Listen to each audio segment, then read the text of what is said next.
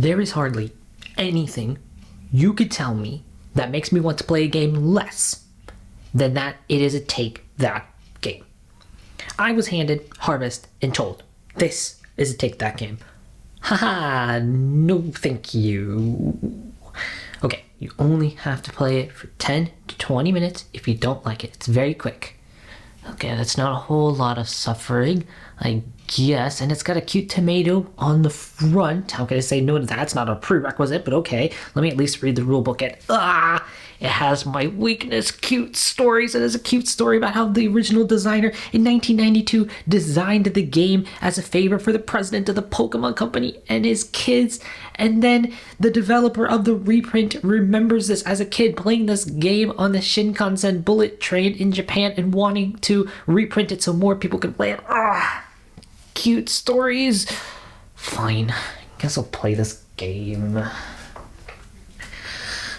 Minasan, konnichiwa. Welcome to the Board Game Dojo's Import or Not series, where we take a look at games from Asia and let you know if they're worth your hard-earned money to import or not. Today we are taking a look at a take that game called Harvest. Let's see if this game is worth planting on your board game shelves or if it should be thrown out with the fertilizer. This is the Board Game Dojo's Import or Not series. This is Harvest. Harvest's gameplay is very straightforward. Everybody will have a hand of 4 cards at all times. They will simply play a card on their turn and then draw a card. When you play a card, you'll see if anything happens on the board. First, let's figure out where you can actually play it. If there are no cards in your field, then you first have to play a card there. However, if there is a card already in your field, you can play it anywhere on the board. Next, see if the card you placed triggers a harvest. A harvest is triggered if there are 3 of the same kind of vegetable in a row. If the harvest happens, whoever land the card is in that just got harvested gets to take it and put it into their score pile. It'll then be the next player's turn. There are a couple of special cards that are in the game, such as the Cornucopia card and the Typhoon card. Both of these cards act as wild cards that can only be played when it would trigger a harvest. The Cornucopia card allows those cards to be scored by the proper players. The Typhoon card instead puts them all into the discard pile. Although you may or may not want to play these throughout the game, be careful because having them in your hand at the end of the game is minus 50 points. The game continues in this way until the deck runs out and players have played the cards that they can play, and then everybody will tally up the points in their score piles. Whoever has the most points wins. The expansion doesn't add too much except for meeples. What these meeples do is that whoever triggers a harvest will get to take one of the meeples in the vegetable that they just triggered. They can trigger a harvest anywhere on the board in order to take the meeple. The other change is in the scoring. At the end of the game, you'll see who has the most of each type of vegetable, and they will get an additional 30 points.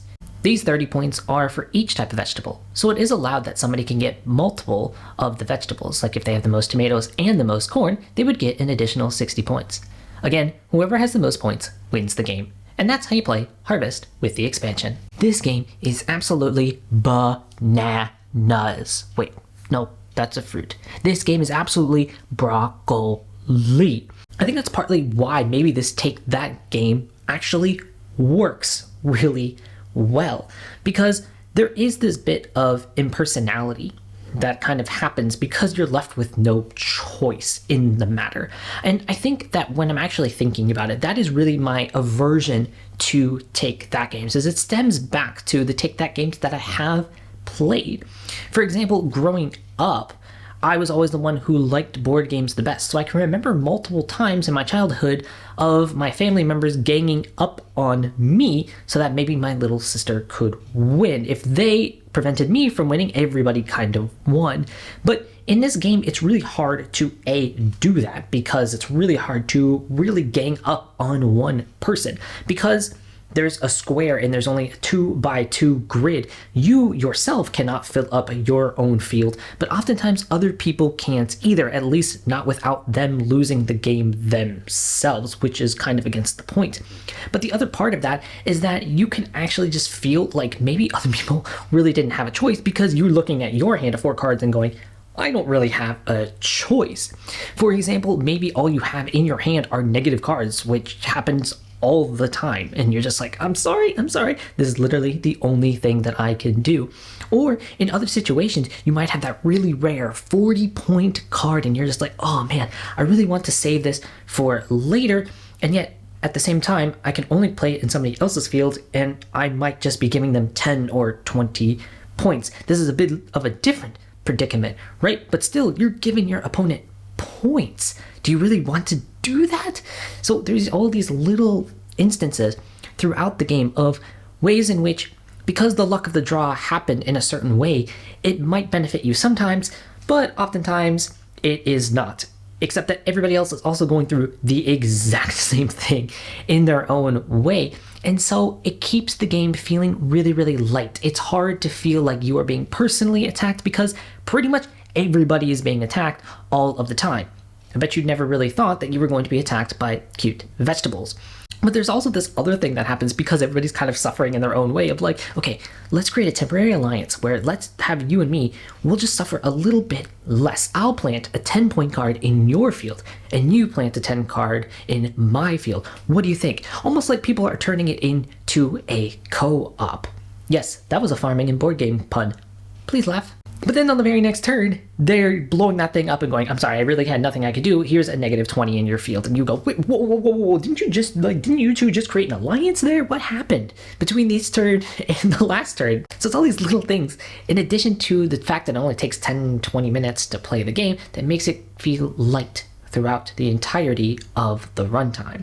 But maybe you already heard us talking about it on our podcast or Shut Up and Sit Down talking about it, and you're really here for the expansion. Is the expansion worth it? Because it's pretty hard to track down, or you might just have to go out and buy some cubes or something else to proxy it. Is it worth the investment?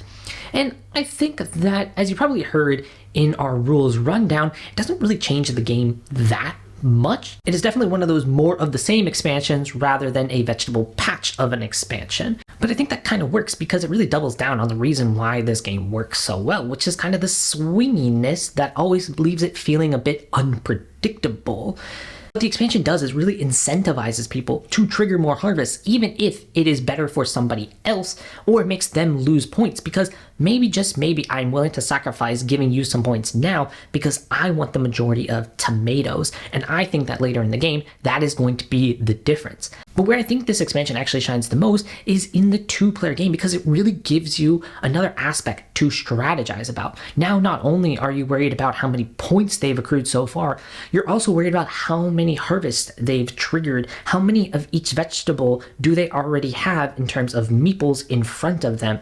There are times in which Suma-chan and I have played this game and she was up after points like 110 to 30, and then I just happened to win 4 of the vegetables, and that brought me all the way up to 130.